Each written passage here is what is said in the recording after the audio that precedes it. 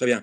Donc, on passe à la partie questions-réponses. Vous pouvez poser vos questions dans la rubrique questions, dans l'onglet questions qui est prévu à cet effet. Moi, j'ai quelques questions à vous poser, Nicolas. En fait, la première qui me vient à l'esprit, c'est est-ce que le fait de travailler avec des bénéficiaires qui sont là, hors toute demande particulière, ils sont placés sur décision de justice dans ces foyers-là, est-ce que ça colore particulièrement la question des émotions et de la dissonance des émotions chez les professionnels? Finalement, le fait qu'ils doivent faire face à des bénéficiaires qui n'ont rien demandé et à qui les choses leur sont imposées, est-ce que ça a une incidence particulière ou pas? Comment vous l'avez, est-ce que vous avez pu l'observer ça ou pas, ou de par votre expérience? Ouais, on va parler d'enfants, parce que ce sont Oui. des enfants. Oui, bien sûr que ça va avoir une certaine teinte. Alors, il y a plein d'aspects là dans la question. Alors, j'ai insisté effectivement sur le fait que 89% des enfants qui étaient placés par la justice l'étaient contre leur gré ou contre l'avis de leurs parents. C'est vrai. Après, attention, la mesure de placement se base sur un projet éducatif qui lui amène parents et enfants à comprendre qu'ils vivront mieux ensemble. Un placement d'une durée de 2 ans, 3 ans, ben, en moyenne, débouche sur un vivre ensemble qui va être amélioré. On parle c'est un placement temporaire, ce ne sont pas des enfants qui sont placés de loin de là. Mais effectivement, ça va colorer parce que pour pouvoir accompagner un jeune dans son projet, l'éducateur va avoir besoin, parce qu'il ne va pas pouvoir faire grand-chose, besoin de l'adhésion des parents. Donc, il y a une phase également de reconnaissance de la situation. Donc, tout cela, au niveau des émotions, ça va être compliqué. Et puis, il ne faut pas oublier que ce sont des enfants et que donc, simplement, ils se retrouvent à l'âge par exemple, la moyenne d'âge étant aux alentours de 10 ans, je crois, ben, dans un internat. Donc, c'est pas, ça va colorer la relation et se retrouver là 24 heures sur 24, sauf week-end et vacances scolaires. On va être dans un échange émotionnel fort tout de même. Hein. Ne pas oublier que les professionnels eux-mêmes ont également des enfants, sont jeunes également. Donc, il va y avoir ce jeu des émotions. Cet échange va être très prégnant et très actif, très actif. Hein. Maintenant, pour affiner ma réponse, il faudrait que je connaisse beaucoup d'autres milieux pour pouvoir le comparer, mais de toute évidence, c'est mon ressenti en tout cas. Oui, le public accueilli, les enfants en l'occurrence, colore particulièrement la qualité de la prise en charge. Oui. Alors, Annick vous demande si une charte QVT est incontournable. Est-ce que vous parliez de mettre en place finalement cette démarche QVT autour de ces questions-là? Est-ce qu'il faudrait faire une charte ou est-ce que ça peut être mis en place sans faire une charte, selon vous? Moi, je pense que la charte peut acter un consentement mutuel et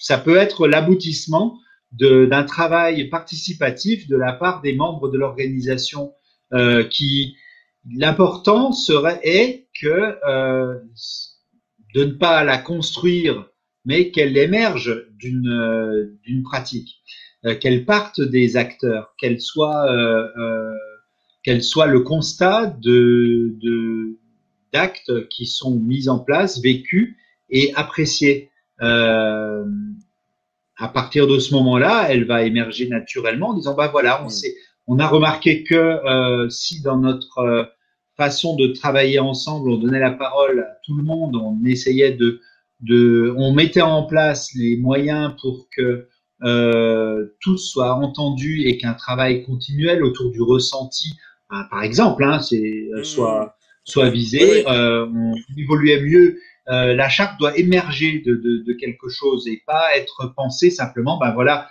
le piège serait de dire, bon, ben, il suffit de faire une charte et puis après, on va vraiment s'appliquer à la faire vivre et ça va marcher, vous verrez. Non, En je n'en fait, suis pas persuadé. ce que vous voulez dire, c'est que la charte doit elle-même faire partie de la QVT, c'est-à-dire elle doit Ouais. venir des équipes qui vont construire cette charte avec la direction. et pas une charte qui leur serait imposée. Parce que imposer une charte QVT, en fait, on est à l'encontre de la QVT. Oui.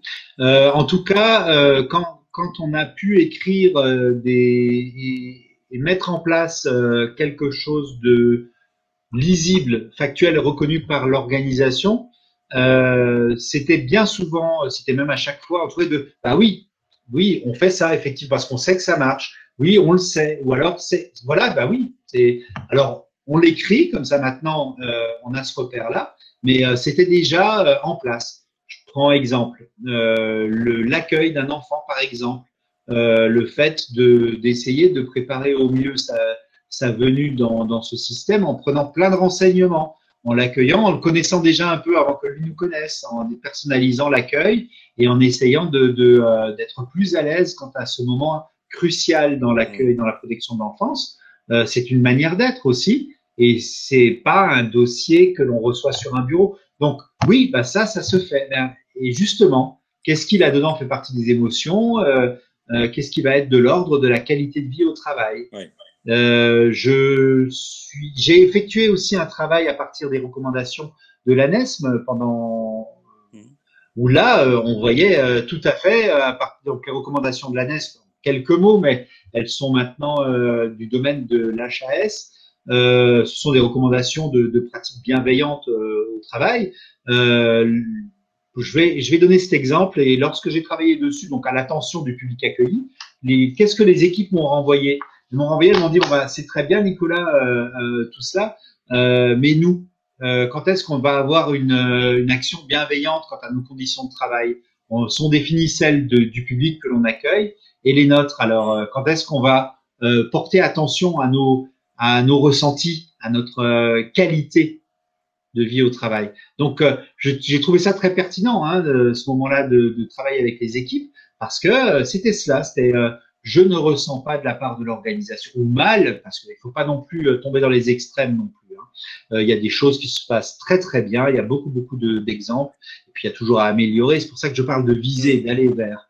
Mais voilà les réactions, et je pense que ça peut résonner parmi les personnes qui nous écoutent dans d'autres milieux médicaux ou médico-social. Voilà. J'imagine. Ça, c'était la deuxième question finalement d'Annick qui demandait si les résultats de l'étude que vous avez faite, d'ailleurs cette étude, elle a été publiée dans un article, hein, c'est ça? Ouais. Elle a donné l'objet d'un article. Dans les cahiers de l'actif, mai 2019. Voilà. Donc elle est plus complète. C'est pas tout le travail de recherche, mais il y a plus à lire, quoi. Et donc Annick demande si les résultats pourraient être identiques chez les soignants. Alors, le public n'est pas le même. Même si on travaille avec des enfants quand on est soignant, on travaille en pédiatrie par exemple, on est dans des situations où les enfants sont avec une maladie, il y a du soin, ils viennent pour être soignés. Dans le domaine éducatif, a priori, même s'ils ont une maladie, ils viennent pas pour ça. Et c'est sur décision de justice, donc il y a quand même une contrainte qui est là. Il faut qu'ils adhèrent au projet, mais tous n'adhèrent peut-être pas en totalité ou que partiellement, ou parfois peut-être pas du tout. Donc il y a, j'imagine, des choses qui sont semblables et qu'on peut peut-être coller ou reporter effectivement dans le milieu soignant, mais peut-être des spécificités. Qu'en pensez-vous?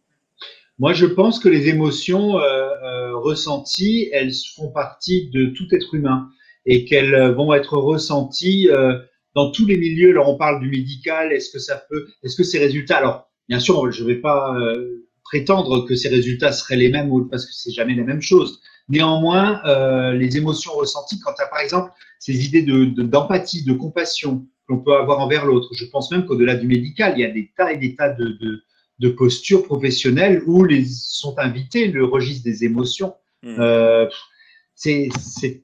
Par exemple, j'avais trouvé des enquêtes très pertinentes qui se déroulaient dans les appels téléphoniques. Alors voilà, donc il y a des études qui ont été faites et qui se rapprochent de ces résultats.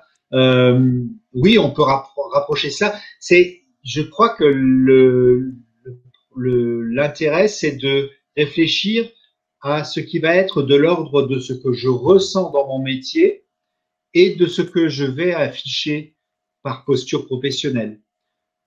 Et on pourrait même aller plus loin de ce que je vais ressentir dans mon métier par rapport à mon contexte de vie. Des parties, alors ça fait l'objet pour moi d'un autre centre d'intérêt qui a débouché après ce travail, C'est l'incidence simplement, on a tous des parcours de vie personnels avec des hauts et des bas. Il va également y avoir une incidence de cela.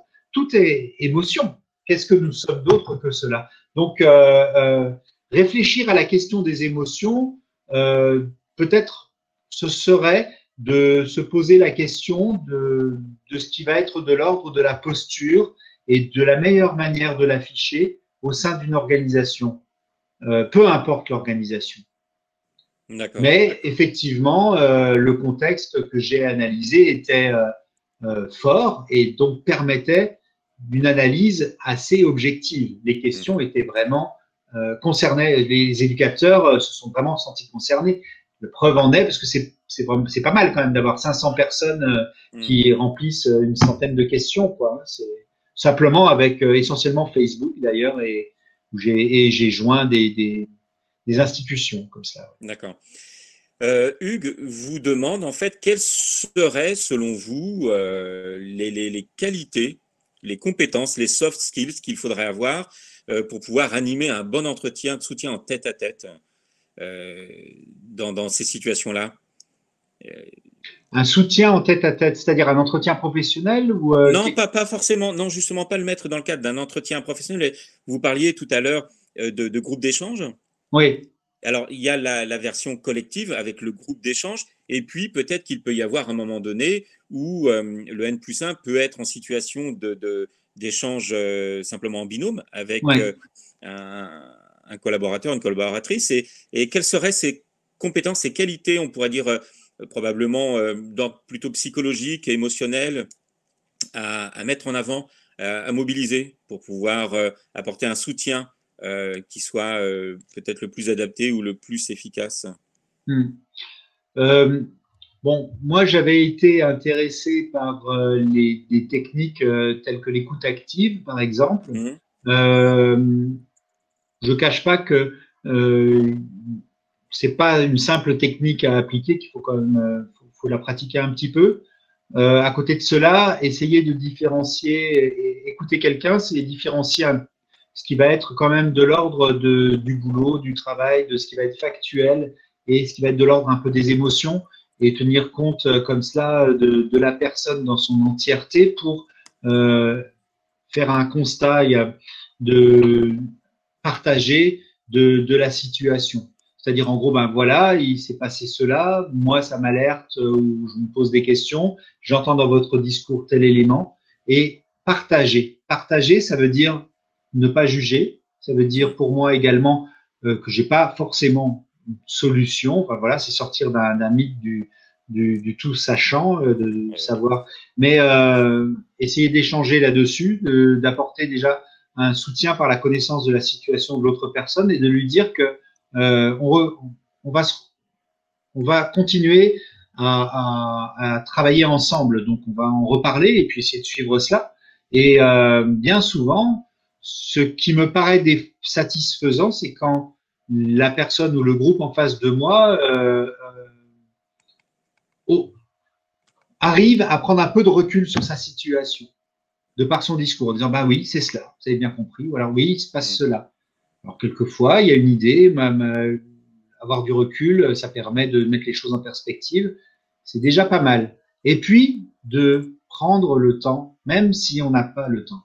Et c'est quelques minutes, quelquefois, qui peuvent paraître vraiment importantes si on s'applique à les consacrer entièrement à la personne, quoi. Et ça change beaucoup de choses. Oui. Et le contexte, ne pas en parler entre deux portes. Ouais. Prenons un moment. Alors justement, ça me fait penser au fait que peut-être pour des managers qui seraient dans des situations comme ça, face à des équipes un peu en souffrance de ce côté-là, la crainte qu'il peut avoir, le manager, c'est de devoir donner des solutions immédiates. Et s'il ouvre la porte de son bureau pour écouter justement ce qu'a à dire des personnes de son équipe, il peut redouter en face de devoir donner des solutions. Or, ce que vous êtes en train de nous dire, c'est tout le contraire. C'est que une partie de la solution, c'est aussi de pouvoir simplement ouvrir la porte et d'apporter cette écoute-là. Oui, alors une partie de la solution, parce que bien sûr que l'organisation doit montrer par plusieurs outils des choses concrètes aussi. On ne peut pas que être là-dedans. Bien sûr. Une partie, Oui. mais celle-ci, enfin, de façon technique et organisationnelle, une organisation va réussir à mettre des outils, des moments d'écoute, des appels également vers du soutien téléphonique par des professionnels de la psychologie du travail. Il y a voilà des choses concrètes, des suivis d'organisation, des soutiens aux salariés. Voilà, de façon concrète, il faut une réponse. On n'est pas que dans la compassion et l'empathie, mais sachant que le sujet de notre échange sont les émotions, je voulais désigner son importance à travers ce moment d'échange. En fait, il faut reconnaître l'émotion de l'autre, c'est ça ce que vous nous dites. Oui, alors ce n'est pas un ressenti qui est forcément naturel, c'est l'écoute, c'est-à-dire d'essayer de repérer ce qui va être de l'ordre quand vous échangez avec quelqu'un, de l'ordre de l'analyse qu'il va faire de son travail et des verbes et des attitudes également personnelles qui vont teinter cela par ses émotions.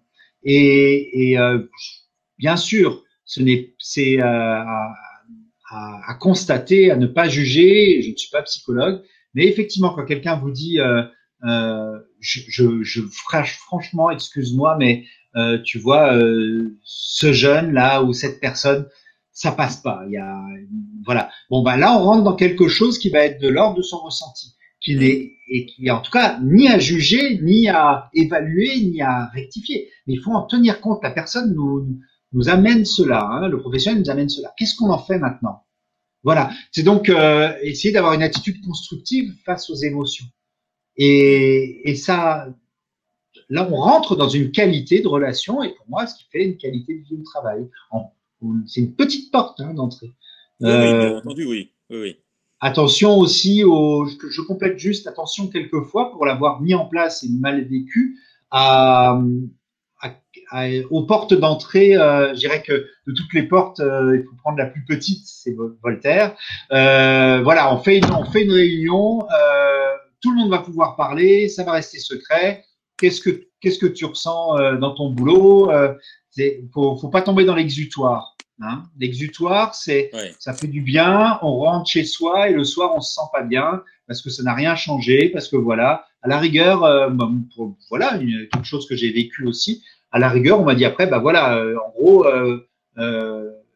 sparadrap sur jambe de bois. Le lendemain, j'avais le même souci. Donc voilà une autre. Donc c'est passionnant pour un manager. C'est les relations humaines, c'est ce qu'il y a de plus dur, c'est ce qu'il y a de plus difficile, mais de plus passionnant, je trouve.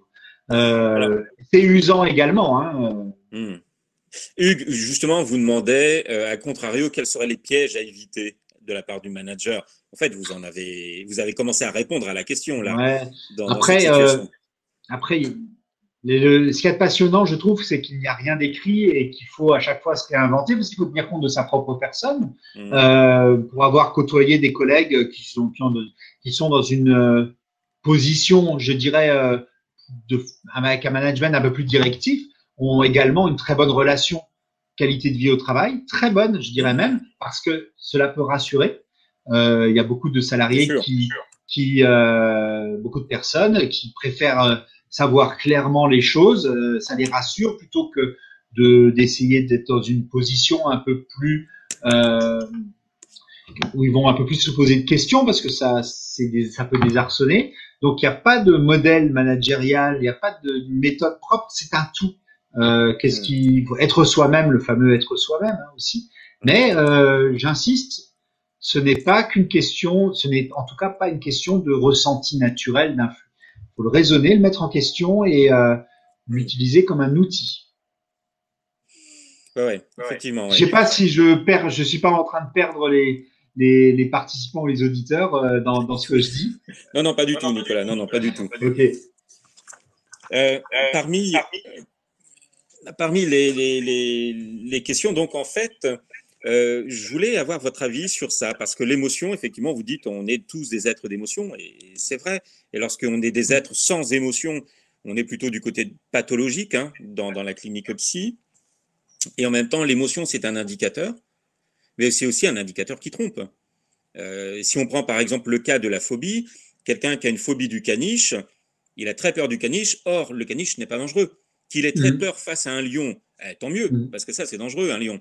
Mais un caniche, c'est pas dangereux du tout. Donc, d'un côté, il y a les émotions qui sont des indicateurs, qui Mm. sont authentiques parce qu'on les ressent, mais qui sont des indicateurs. Mm. Et puis, il y a la réalité objective des Ouais. choses. Et Mm. ce qui amène l'écart entre les deux, c'est le fait de prendre du recul. Prendre du Ouais. recul sur ces émotions pour entrer plutôt du côté de la raison, du Oui. raisonnement. Comment est-ce qu'on peut essayer d'allier les deux, la question et de l'émotion et de la raison? Ouais. Moi, je trouve très pertinent là, votre réflexion. Je voudrais juste la resituer dans le cadre du domaine que j'ai présenté aujourd'hui. Il va y avoir pour certains salariés, certains professionnels, ça peut arriver, hein, on rencontre des professionnels qui ont choisi ce métier par vocation, mais qui quelque part vont y plaquer leurs propres émotions parce qu'il va y avoir dans leur histoire euh, quelque chose de l'ordre de, je vais caricaturer, hein, je vais caricaturer et je m'en excuse, mais pour simplement que vous compreniez, de l'ordre de, j'ai moi-même quelque chose à réparer, on va dire, donc je vais réparer l'autre pour me réparer moi-même. Je caricature, hein, mais je suis pas trop à côté. Et puis de l'autre côté, je veux, au fond de moi, sans vraiment le raisonner, mais au fond de moi, je veux sauver le monde, et je vais y mettre tout ce que je suis dans cet acte. Et il faut absolument, pour moi, ce serait insupportable de ne pas arriver à mes fins. Ce qui peut entraîner des insatisfactions parce que la réalité du travail pour par exemple ces enfants, eh ben, c'est que une réalité sociétale fait qu'on va pas avoir les moyens.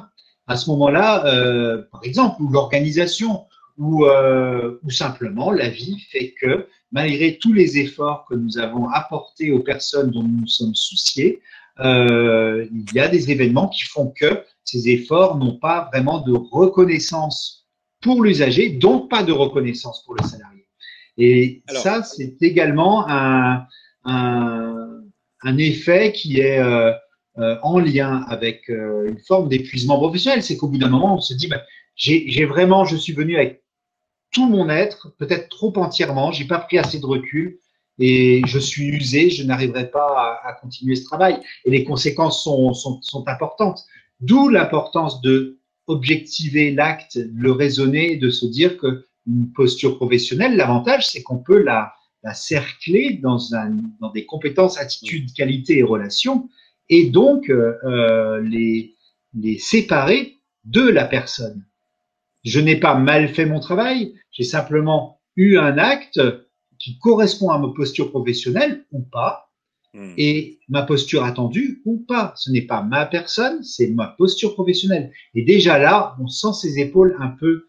Je vais très vite et je m'excuse si à nouveau, hein, mais on peut revenir là-dessus et en débattre. Mais j'essaie de donner des éléments que j'ai côtoyés, vécus, ou même des fois ressentis aussi. Hein. C'est également ça le travail émotionnel, c'est de se questionner là-dessus. Mais ça, à mon avis, c'est quelque chose qui résonne dans les métiers du care, forcément. Forcément. et effectivement, oui, oui. Toute la difficulté, on retrouve ça aussi, par exemple, dans le domaine de la psychologie, avec des étudiants en psychologie qui viennent chercher des réponses pour eux-mêmes et qui ensuite sont en situation professionnelle sans forcément avoir fait un travail sur soi pour séparer ce qui est de soi dans la motivation à faire ce métier et de ce qui est attendu du métier.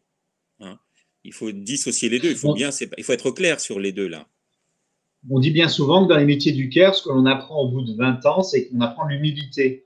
Et c'est tout à fait cela, parce que tout ce travail émotionnel va nous apporter également au niveau personnel dans sa qualité d'être, parce qu'on se connaîtra mieux en objectivant les émotions que l'on ressent. Et forcément, on devient très humble avec le temps, quoi. Voilà. Alors, Jean-Christophe pose une question qui est, une fois l'épuisement professionnel arrivé, que fait-on? Quel est le rôle ou l'obligation du N+1? Alors, ça, c'est une question particulière que j'ai assez travaillé. J'ai fait une étude l'an dernier sur le burn-out dans 15 pays francophones et un livre va sortir à l'automne, ça sera les paradoxes du burn-out.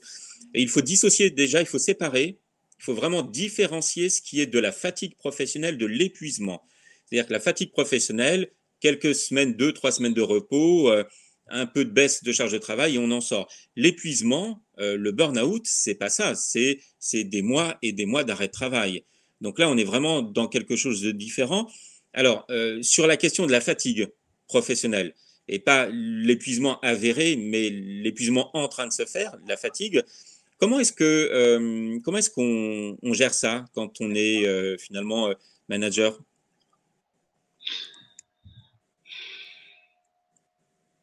Difficile d'être, je me vient difficile d'avoir une réponse, évidemment, évidemment.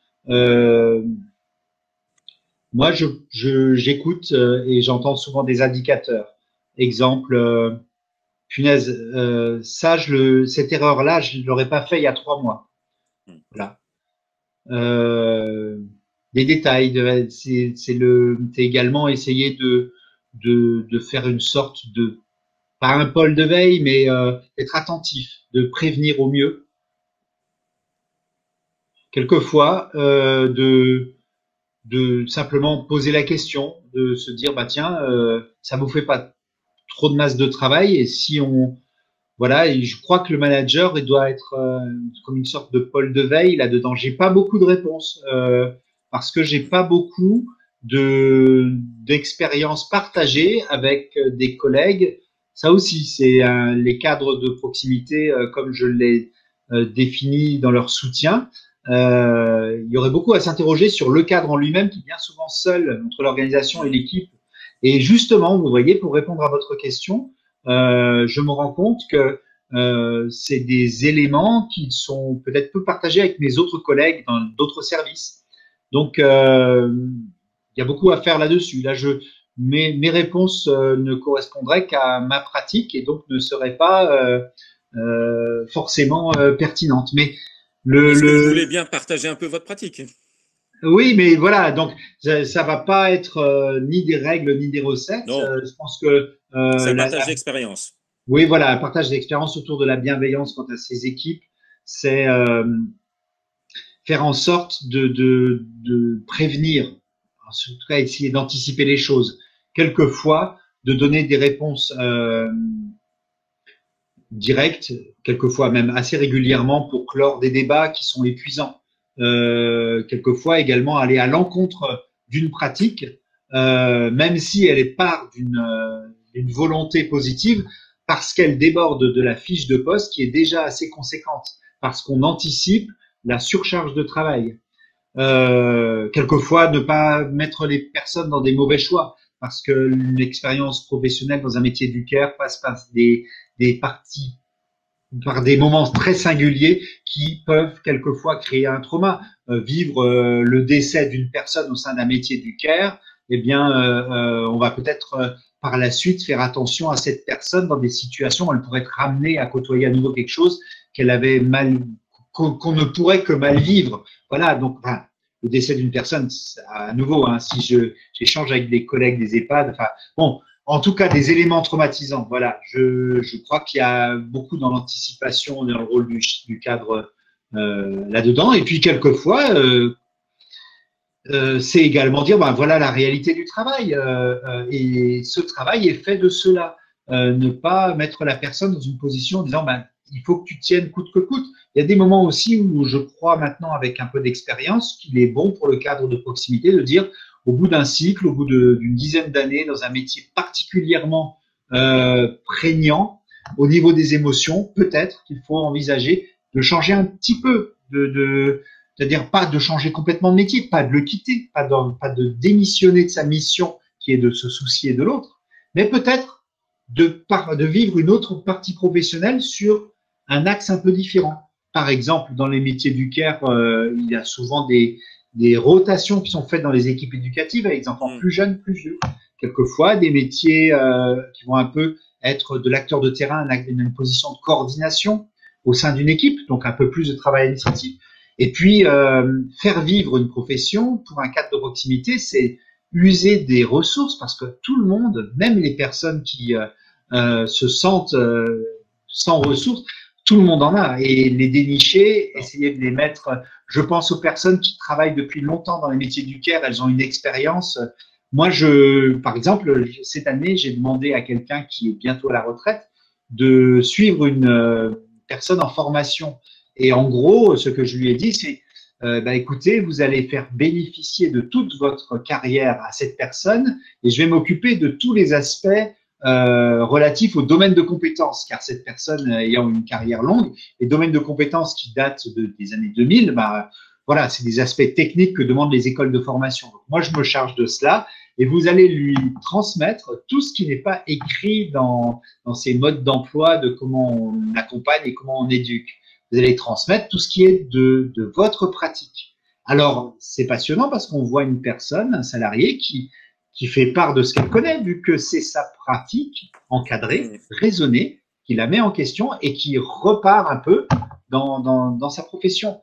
Donc, c'est ça aussi, manager la qualité de vie au travail. Il y a plein d'aspects, beaucoup de choses. Oui, tout à fait.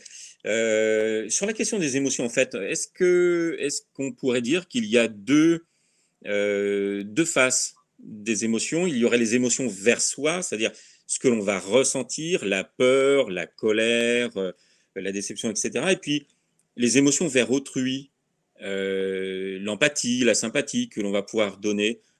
Et c'est dans cet écart entre les deux que se loge possiblement, en tout cas, cette dissonance émotionnelle. C'était ma diapositive numéro 4, monsieur Vaughan. Oui. Merci. C'est exactement ça. C'est exactement comme cela que je l'ai présenté. Ça ne veut pas dire que c'est l'unique modèle. C'est celui qui est tiré des travaux d'Harley Hochschild. Oui, effectivement. Et puis, quelquefois, il y a des émotions ressenties qui viennent encore, je dirais pas seulement de soi, mais de notre culture, de notre passé, de notre enfance. Il y a tout cela aussi. Il y a une part un petit peu qu'on ne maîtrise pas. Donc, il y a pas mal de choses. Et je ne crois pas que ce soit un aller-retour au niveau des émotions. C'est caricatural de le présenter comme ça, mais on ressent autant que l'on émet. Et je n'ai pas abordé, par exemple, tout ce qui était de l'ordre de l'émission des émotions, qui est 20% de l'ordre du langage. Sans parler de l'aspect physique du corps, de l'intonation de la voix, de la posture. Et c'est tellement important dans l'éducation des enfants. La façon à quelle hauteur on se met quand on parle avec un enfant, qu'est-ce qu'on veut lui dire, comment on se tient, le ton de sa voix, le temps que l'on prend à lui parler. Voilà, donc, et là, on retrouve cela dans les métiers du care. Il y a plein de domaines au niveau des émotions. C'est assez vaste et pas assez pris en compte. Voilà, sur la question du soutien organisationnel que vous avez abordé, en fait, ce soutien, finalement, d'après ce que j'en ai compris, est quelque chose qui est plutôt, enfin pas plutôt peut-être, mais en partie subjectif. C'est ce que l'on ressent du soutien. Et ça peut être mis en action par de la reconnaissance symbolique, le fait de féliciter, le fait de pouvoir écouter, etc. Oui. Ça peut.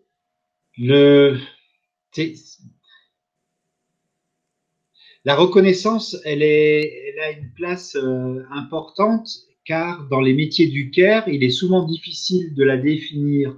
Encore plus, c'est quelque chose que j'ai mis dans l'éducation, car vous allez reconnaître la qualité du soin que vous allez apporter à une personne dans un résultat suite au temps qu'elle a passé avec vous. Un résultat que vous allez pouvoir objectiver ou du moins reconnaître avec des critères. Or, lorsque vous accompagnez des enfants dans un passage de leur vie, environ 2,3 ans, dans leur éducation, votre mission consiste à passer entre guillemets, d'une situation A à une situation B, en étant ce passeur pour un mieux-être. Pour autant, le mieux-être, bien sûr, à un moment T, à la sortie de l'internat, vous allez pouvoir le constater. Pour autant, est-ce que pour autant cela va amener un mieux-être dans la vie de la personne que vous avez accompagnée? Comment vous allez pouvoir le vérifier? Moi, j'ai souvent entendu cela également comme source d'inconfort dans le travail que l'on peut apporter, faire tous les efforts du monde et puis voir quelques années après que la personne, malheureusement, n'a pas bénéficié au point où on l'aurait entendu. Enfin, c'est assez difficile, cette histoire de reconnaissance. Il faudrait qu'elle se base sur quelque chose de concret. Après, de la même façon, au sein de l'organisation, la reconnaissance doit être perçue par le salarié et venir de l'organisation. Attention à une reconnaissance d'actes je l'ai dit tout à l'heure, mais juste organiser un séminaire de 3 jours payé par un organisme de formation autour de comment vous vous sentez au travail. Moi, on m'a renvoyé ben, vraiment que c'était pas insultant, mais du moins que c'était véritablement du déni presque, quoi. C'était simplement pour le noter comme sur le projet d'établissement, hein. Ouais. Mais prendre un temps, jouer sur des échelles également. La hiérarchie est importante, on l'est tous, même si quelquefois on s'en défend, mais si un directeur que vous voyez, que vous croisez rarement, vient vers vous, parce qu'il a été au courant de la part de son chef de service de quelque chose, même quelques instants, ça peut avoir un effet assez fort. La bonne proximité, on retrouve à nouveau ces moments-là. Et puis, moi, j'ai l'impression, à travers ma pratique, qu'il y avait également des supports indirects qui étaient très bénéfiques.